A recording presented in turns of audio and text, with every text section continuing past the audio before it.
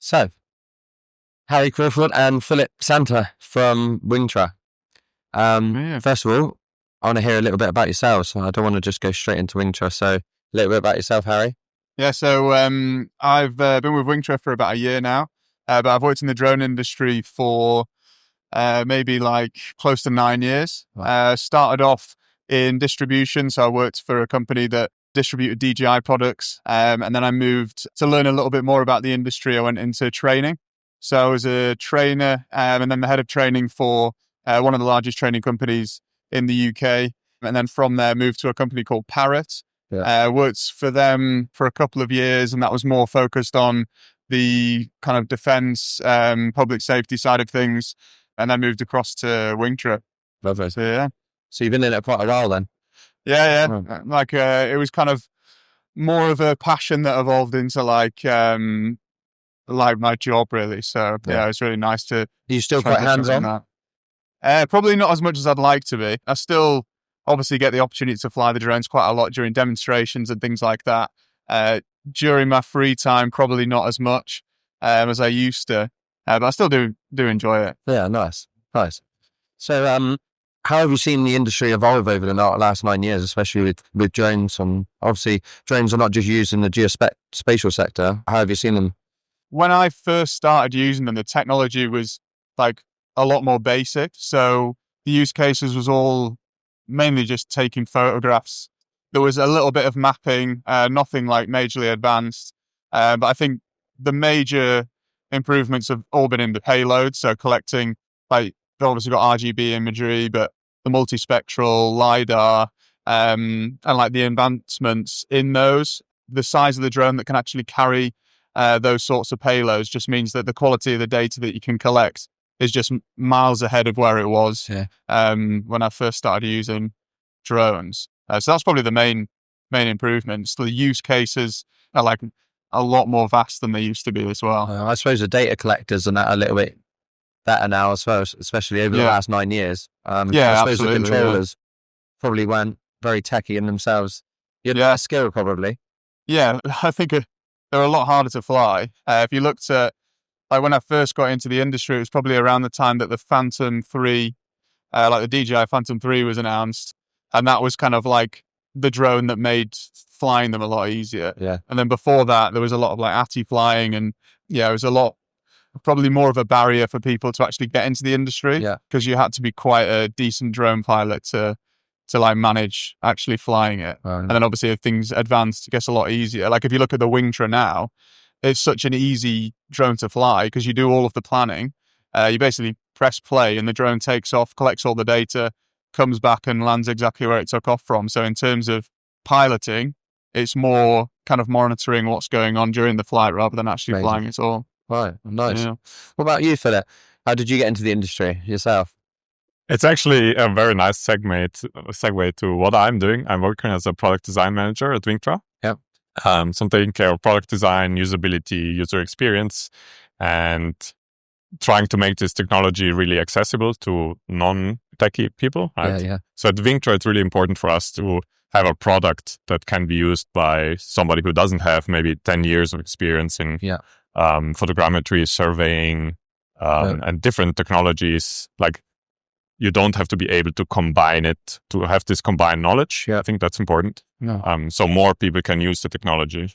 And I'm pretty new to the space. So I've been with Wingtra for 4 years, but I haven't been working in a company before that has done anything related to surveying or drones. Yeah. It was a relatively steep learning curve, I guess. But I think it's totally manageable, and then we just try to pack this knowledge in our product in a way that, as I said, is accessible. It's a fun industry to be in, surely. It's always ever evolving. That's what I love geospatial sector of just our equipment is always evolving, things like that. Drones obviously are a big assistant to what we do now daily. There's loads and loads of surveyors using drones on a daily basis. So what do you think sets Wingtra aside from the others? One is definitely ease of use. So for us, it's really important to, as we mentioned, right, something that's accessible, that's easy to use for people.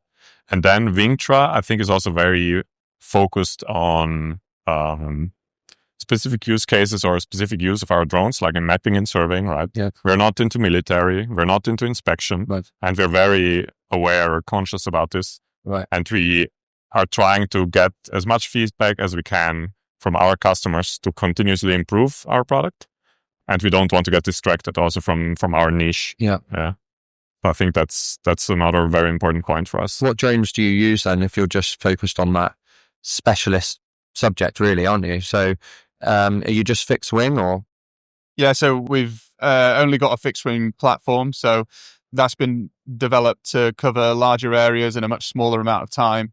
And then we have, I guess, the main things that you can change within the drone are the payloads. So the different cameras that you can use. So we've got the RGB payloads, multispectral and LiDAR as well. Do you want to go into them a little bit in detail? Something that, what are those payloads? And for people, that might watch it and not know what they are. Yeah, absolutely. What do they do? So we've got the Map61, which is, I guess, our flagship payload at the moment. And that allows you to collect data that you can use for 2D and 3D mapping. Right. So that's been really popular for most of our users because they can stick one camera on the drone, send it up, and then collect the majority of the data that they need and still get a really high accuracy on that as well. And then we've also just launched the Inspect camera, which is more for, as you guess from the name, inspection. We see that used quite a lot in like runway inspection at airports. So looking for cracks, crack detection, but there's also other kind of users that who'd use that for like road inspection, and that gives down to 2.5 millimeter GSD, so really high quality. And then the LiDAR payload that we've got, and then also the multispectral that we see used in like farming, agriculture, and things like that, just to look at plant health. Right. So yeah. Is your market predominantly UK, Europe, or US, or? So I look after the UK, the Nordics, Benelux, and the Baltics. Oh. But Wingtra operate globally. So yeah, big chunk of our markets in the US. Yeah. But we operate all around Europe. And how do you find, one of the things that my experience with the drones is definitely, I remember getting my drone license and realizing that now I had a license, I was more restricted than when I didn't have a license. Yeah. And it's just one of those things. Sometimes it's so frustrating, you just want to use a drone and it safely as well. And how do Wingtra kind of see that, restrictions in other countries might be less, or are they more, or? Yeah, I mean, it's something that I think more recently with the develop of the Wingtra Array, it's been quite a large focus on how we can make flying the drone more accessible to people. Because like you say, it's quite challenging to learn like all about how and what you should be doing. Yeah. But with the Array, we've tried to make it as easy as possible for people to actually get the drone into the air in these more complex environments. So we've integrated a parachute into the design. Right. So if something goes wrong during the flight, you can either terminate that or it will self-deploy. Yeah. Which makes it obviously a lot safer. And in many countries, that will give you the opportunity to apply for more complex flights in more complex areas. Right. So that makes it a lot easier in terms of planning. And then we've also got things like obstacle avoidance, which just give the pilot more like security, I guess, when they're flying. But it can be quite challenging. And I think different countries do differ in the rules. Like if you look like more in Eastern Europe, they're a bit more relaxed on like the beyond visual line of sight. Yeah. Whereas in the UK, they're a lot more restricted. And then in the US, where there are much larger open areas, probably less densely populated, it can be easier to get those permissions to fly in those areas or for those longer flights. How do you challenge, probably a question for you for that, how do you challenge like flight times, stuff like that? It's something that's been challenging, obviously, for drones for ages. Flight times are restricted. How much can you get done in that time? Recharge batteries, change over SD cards, obviously keeping the weight down. How do you do that? I think we don't look only at flight time as a parameter, as a factor, but we really look at how much work can you do in a certain time, right? So also if you fly 1 hour, like how much area can you cover, for example? Yeah. And we're trying to optimize our system, not only the drone and not only the flight time, but also our payloads, for example, on this. Or as a result, even the processing, because the amount of data that we collect with our payloads is still large. Yeah. But since the images, for example, have a larger footprint on the new array with the Ep6 payload, the processing itself takes less time. Right. So you save time also there. Nice. So it's a little bit, it's not only about flight time, but it's about the overall efficiency that we're trying to look at. I suppose you have to listen to the client, what they want, and then you go and speak to Philip, and then he tells you you can't have it, so you go back to the client. So it's a bit of balancing. Like that. Yeah. No, it's great. What do you think that Wingtra sets apart from the other drones? So, I mean, the first thing is like the time to value. So you can cover much larger areas, shorter periods of time, and actually collects that data like much quicker. And you've got a deliverable within hours rather than it being within days. And then also the quality of the data that you collect, because it's, I guess, a slightly larger drone. It can carry heavier payloads, which means that the quality of those payloads is going to increase as well. When you capture that, when you're capturing that data, what software are you running this through? So we've developed Wingtra Cloud, which you can basically collect the data, upload it to our cloud, and then do the processing in the background there, and then you get your map within Wingtra Cloud that you can very easily share. Right. Or if you've got an existing workflow, we've got users who will export it and put that data into things like Pix4D or any other like 3D mapping software. So you can get usable data out of your software. It's not just a data capture software. Yeah, absolutely. Yeah. Great. Yeah, so Wingtra offer that full end-to-end solution where you can do planning, capture, processing, and then also share all of that data as well. Amazing. That sounds great.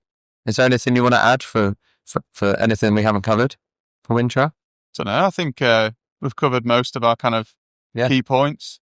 Yeah, I guess the only other thing that we haven't spoken about the Wingtra fixed wing solution specifically is the fact that it's a vertical takeoff drone. Yeah. So rather than having to have like a runway or a large area to land in, it will just take off on the spot like a quadcopter would. How does it land then? So once it's finished the flight, it will transition. So it's basically standing how it is now behind us, and then it will just hover down, and you can take over control if you need to move it around. So fly it like a quadcopter, and then it will just land on its tail. Wow. So I can actually remember some of the videos of the fixed wings that come out and they fly off, and then it just straight into the soil. And I was like, I wouldn't want to be doing that if I'd spent so much money on it, especially if you've got an expensive payload on it. Yeah, exactly. And that's kind of what's so good about the Wingtra is the fact that you can literally just land it down gently rather than having to take a bit of kit that you've obviously spent a lot of money on and watch it kind of plow into the ground. Yeah, exactly. Yeah. I think one thing we haven't covered actually is weather conditions. So how does weather conditions, obviously that affects a lot of things in geospatial sector, but different equipment does work, some don't. Obviously you're going to be challenged all the time, especially with wind and rain and things like that. So what conditions can you work in? So if we look at, most aerial surveys, you wouldn't really want to send it up in the rain anyway, because the data that you're going to, it would just ruin everything that you were going to collect, essentially. It is IP rated to 53, so you can handle some dust and moisture. And then if you look at wind, I guess we've got 3 levels to it. So we usually recommend that people measure the ground speed. So it's 8 meters per second on the ground. And then during the flight, it will handle up to 12 meters per second gusts. So I guess, yes, it's kind of very capable of operating in those windier conditions. Yeah. Maybe what's important to add also, the drone is autonomous, right? So if there's wind or too much wind, it will just return back on its own. Okay. It understands what the conditions are and where it's safe to fly and where not. Yeah. So the operator doesn't have to be worried about having to terminate the mission, but the drone will do it for him. Yeah. That's the most important thing, isn't it? It coming back in good condition and still working. Yeah, exactly. Yeah.